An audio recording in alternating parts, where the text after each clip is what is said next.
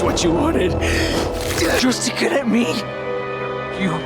Do it! Kill him! Before he escapes or something!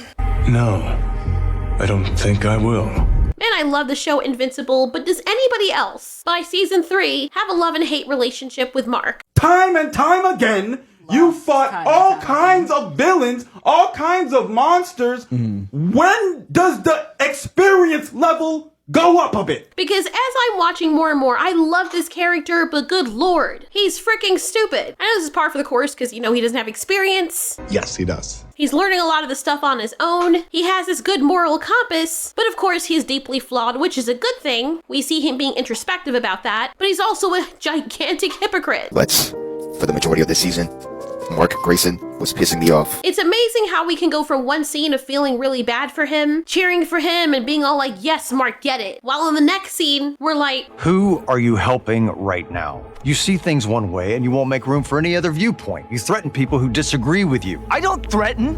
No? Because you're scaring the shit out of me right now. I'm not even doing anything.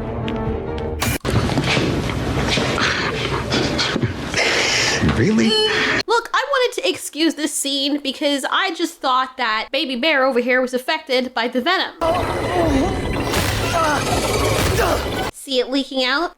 But no, well after this is established and Cecil tries to sit down with him and explain to him why he's doing this, knowing that Mark himself doesn't like killing people, Mark gets upset, and I understand. But one of the things I'm thinking is Mark cares so much about people, but he's too full of himself to consider that if there is another Omni-Man situation and you want your family to be safe, you know, you're the kind of person that if you love your family enough, you would want there to be some kind of method of control put in place to protect your loved ones against you should you turn into Omni-Man. I mean, Mark himself really thought that someone was controlling his father when he first ran into him because he was like, nah, not my dad. Daddy, chill. After not wanting to be his father, after seeing everything that has happened, after knowing that you have an army of Viltrumite coming after you that could potentially do the same thing that Omni-Man ended up doing, you mean to tell me that you're still angry at Cecil for protecting humans against people like your father and like you who can easily turn coat? And Mark from Invincible is such a picky, choosy ass superhero. I'm sick of that. Okay, like when them twin boys asked him to go help defeat the future, no, I don't want to. I'm on a date. What? Oh, and when Titan asked him, hey, this dragon dude is low-key trying to destroy everything in the neighborhood and I just literally rebuilt it. He just said he's gonna kill my wife and kid. I need your help. No, go to jail. I don't want you here. No, no. Or let's not forget the fact that he left his friend William's side bitch to go fend for himself and become a RoboCop because you wanted to go fuck Amber, and then at the end, you and Amber didn't even end up together. You picky, choosy ass superhero.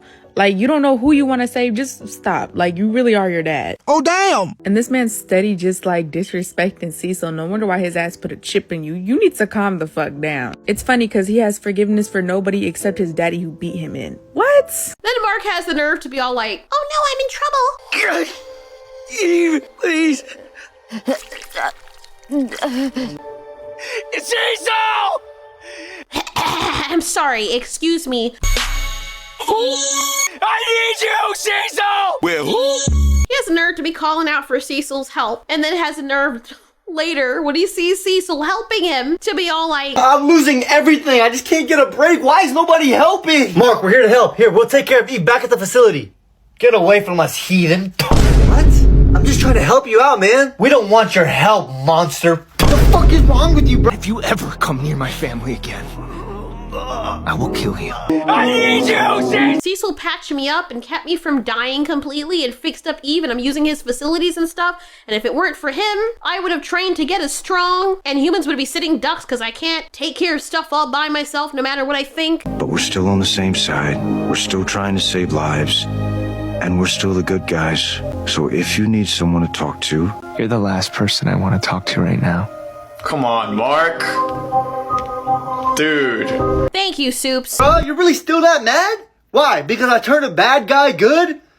Isn't that the whole point of a superhero show? I would rather both of us die. Mark's acting all tough, but he's a bitch. I'm sorry. Anybody else hate how Mark is kind of just like a bitch? He loses every single fight. Like, how are you going to name yourself Invincible and lose every single fight? He lost the Battle Beast, the Reaniman, Omni-Man, and Amber. All in the span of 7 episodes. His His brother has more sense than him. I swear, even though some people don't like Oliver, they think the kid's annoying, colorist. The kid has more sense than him. There's a difference between not wanting to hurt people and this straight up having the morality of a freaking caterpillar, which is completely useless and has been shown to be time and time again because everyone's dying around you. And people who have more experience than you won't listen to them. And then you claim you don't want to be like your father, who didn't listen to anyone either, and people are still looking to you to not be your father, but yet you're acting like him. I get it, Mark's very human, and that's the point. We're supposed to show how flawed he is, but let's not pretend that he's not freaking annoying. And I'm sorry, we're thinking that Eve's gonna be in a bad place, and then she turns into a freaking Super Saiyan, and all of a sudden she has like this total godlike power, and she's able to cook this guy when Mark couldn't even get a good real hit on him, turns into a freaking hamburger, and only after he singed all his skin off by Eve and her immense power, then only can Mark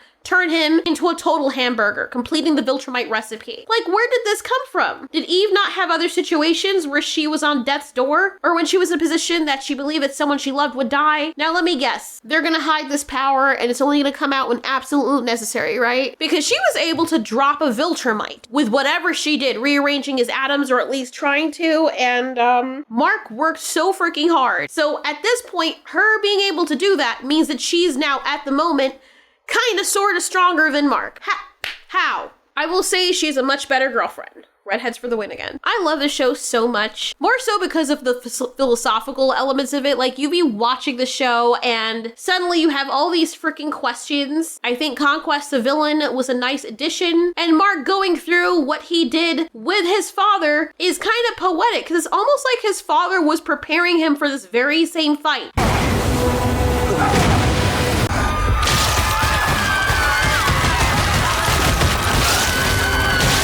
Nope. The dog is okay.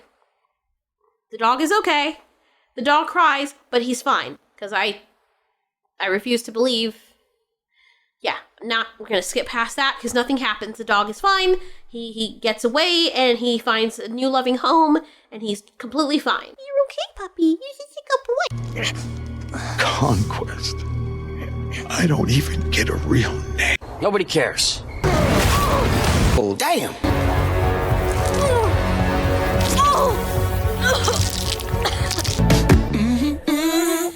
This kid is so brave and he gets his back realigned. And I legit thought that they were gonna freaking tear him in half. And Mark is stepping in and he's like, and that's the motivation that he needs. Seriously, who else throughout this episode was expecting Omni-Man to come back? The whole time I'm thinking, where is Omni-Man? Particularly near the end when Mark is beating a freaking dude into a Siamese twin. Oh wait, did they really? Damn.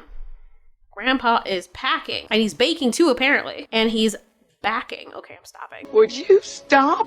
I love at the end, Mark is like, burn his body, cook that hamburger meat. He's floating out the door and Cecil's like, yeah, I don't think I'm gonna do that. Because whatever he's planning for this thing, if he can rehab the others, he's probably thinking he can rehab this guy too and get him on their side. And he's lonely and all of that, so they can use that. In this case, I don't think it's gonna go the way that Cecil wants it to go or the way Mark wants it to go. That would be interesting though if they get another Viltrumite on their side. But you're gonna need Mark to grow up. I know a lot has been thrust on his shoulders and he was sheltered before this, even with his father and everything, but geez. And are they just telling more and more people that they're superheroes now? His mother of all people, I know she wants to get piped and everything, but that whole thing in the few episodes back where she told her boyfriend about Mark. You told him?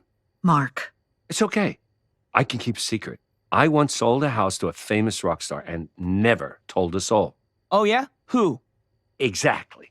That was the least motherly thing she's ever done throughout this whole thing. She is sheltering these kids to the point of suffocation almost. And I get it from her point of view. Like, I don't have kids, but I have dogs. I can understand. That sounds stupid, I know. But you get where I'm coming from. She shelters them, but yet tells some weird man that, oh yeah, by the way, the guy that like killed a lot of people, I was married to him for a long time and I have a kid with him and yeah, that's who Invincible is. Like, bro, can you be any more stupid? Now we know where Mark gets it from. I love Debbie, but Jesus Christ, she's just as annoying as he is sometimes. Still love the show though.